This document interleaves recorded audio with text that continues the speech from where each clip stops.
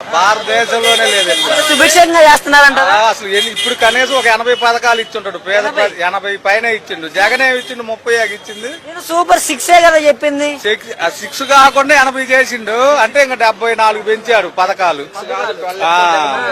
ఆయన ఏమి ఇచ్చిండు? 30 పథకాలే జగన్మోహన్ రెడ్డి ఇచ్చింది. ఇతను 80 దాకా ఇచ్చాడు. అంటే ఫీజు రింబర్స్మెంట్ పడిపోతుంది. రేపు సాయంత్రానికి పడిపోతుంది. ఇంకా అమౌంట్ పిల్లలు తీసుకోవట్లేదు. వైసీపీ వాళ్ళంతా కూడా ఏదో ఖాళీగా ఉండలేక ఊరక తిరగటం ఏమి లేదు. వాళ్ళు పరిపాలన నెంబర్ 1 మన భారతదేశంలో లేదు.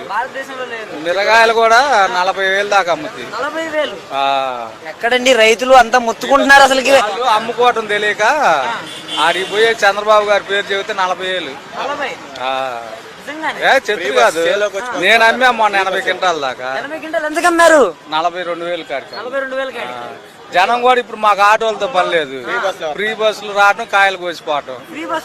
అంతకు ముందు 70 రూపాయలు ఛార్జీ పడేది, ఇప్పుడు అది కూడా లేదు. ఇప్పుడు డైరెక్ట్ చేలల్లోకి వస్తున్నాయండి బస్సులు. అంటే రోడ్డు మీద చాలలో ఎట తిరుగుతాయి, మిరవతో అట చెట్లు తక్కువ. అసలు బస్సులే ఉన్నా చేలల్లోకి వస్తున్నట్టే చెప్తున్నారు. రోడ్డు మీదకి వస్తున్నాయి. రోడ్డు మీదకి వచ్చి దించి వెళ్ళిపోతారు. సాయంత్రం 5 ఎక్కించుకొని పోతారు. ఏంటంటే అసలు పథకాలు ఏమి రావట్లేదంటే మీరేంటి అసలు? తెలియకలే, కొంతమంది తెలియక అంటున్నారు. కానీ 80 రైతు భరోసా సంగతి ఏంటంటారు? అది చెప్పాల్సిన పని ఉంది. 60,000 బడిగా 60,000 పడ్డాయి.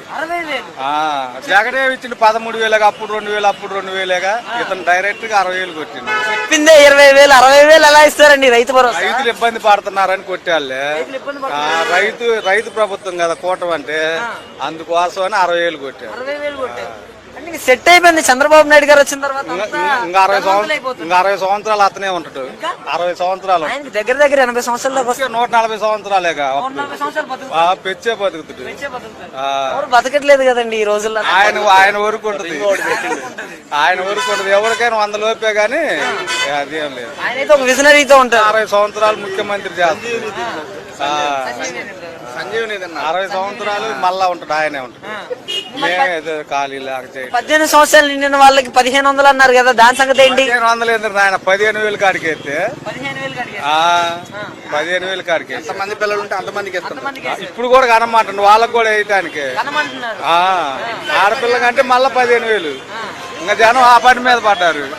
చెప్పారండి ఏ నలుగురు కన్నా 4 10,000 60,000 వస్తాయి. ప్రభుత్వం అయితే అంత మంచిగా కొనసాగుతుంది అంటారు. మామూలుగా లేదు. నిజం చెప్పండి, అసలు ఎలా ఉందంటారు ప్రభుత్వం? మామూలుగా లేదు, మన భారతదేశంలో లేదు. నిజంగా చెప్పండి. ఇప్పుడు నిజం అంటే మేమేం చెప్పాం, మన భారతదేశంలో ఇట్లా లేదు.